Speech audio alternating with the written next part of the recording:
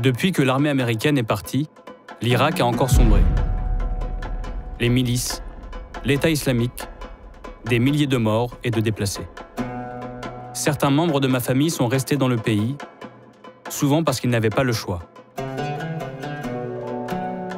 Mon oncle Ayad, celui qui avait illuminé ma première nuit à Falloujah, n'a pas déménagé. Comme beaucoup d'Irakiens, la guerre l'a rendu plus dur. Il est devenu colérique, asocial. Il a même coupé les ponts avec une grande partie de son entourage. Je n'ai plus de nouvelles.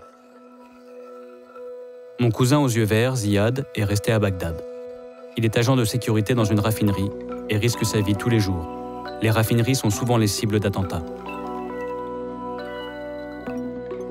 D'autres membres de ma famille ont fui, comme 4 millions d'Irakiens. S'ils ont pu partir, c'est qu'ils en ont trouvé les moyens. L'exil n'est pas donné à tout le monde. Ma tante Soumaya, qui nous avait rendu visite quand j'étais enfant, a fini par ne plus supporter la vie dans le bruit des explosions. Elle est partie en pleine guerre des milices, en 2006, et vit désormais en Jordanie, le pays voisin.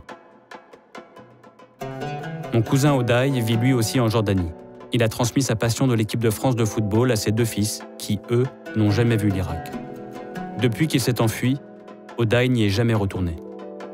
Mais en Jordanie, il n'y a pas de travail, ni de perspective pour les réfugiés. Oday rêve de partir en Amérique.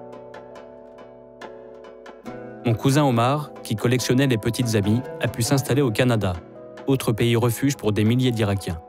Là-bas, il a eu 2 enfants avec une Canadienne d'origine irakienne.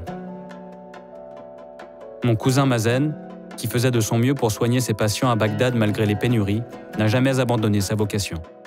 Il pratique désormais aux États-Unis et mène en parallèle des études pour devenir chirurgien du cœur.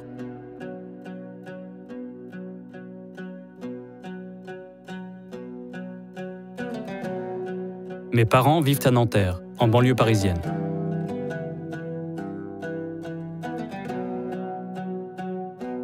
Et ma petite sœur s'est installée à Londres. Elle a fondé une famille avec un Anglais d'origine irakienne, lui aussi. Quant à moi, je vis à Dubaï et je garde un œil sur mes 2 pays, celui de mes parents devenu le mien, l'Irak, et mon pays natal, la France. Je m'appelle Forat Alani, je suis irakien et français.